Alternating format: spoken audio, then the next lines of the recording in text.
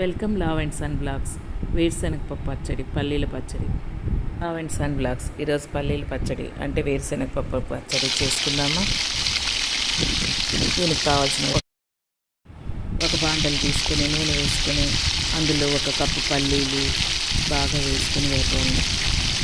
15 ఎండుమిర్చి, 1 స్పూన్ ధనియా, 1/2 స్పూన్ జీలకర్ర కావాలి.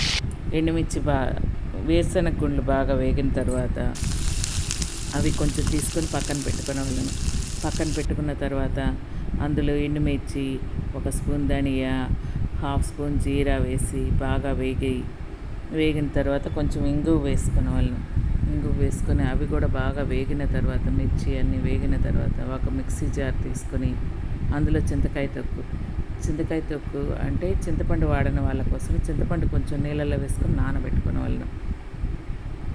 చింతకాయ తొక్కు వేసుకునే వాళ్ళకు ఉప్పు వేసుకోకర్లేదు. చింతపండు వేసుకునే వాళ్ళు ఉప్పు వేసుకొని ఒక మిక్సీలో రన్ చేసుకున్నాక ఇందాక పక్కన తీసి పెట్టిన వేరుశనగ గుండ్లు అందులో వేసుకొని రన్ చేయవలను. మెత్తగా కాకుండా పీసెస్గా ఉండాలి. అందులో ఉల్లిపాయలు అన్నీ మెత్తగా వేయకూడదు. చాలా టేస్టీగా ఉంటుంది. ఇడ్లీలోకి, దోశలకు అన్నిట్లోకి బాగుంటుంది. Thank you for watching. Keep watching. Please comment.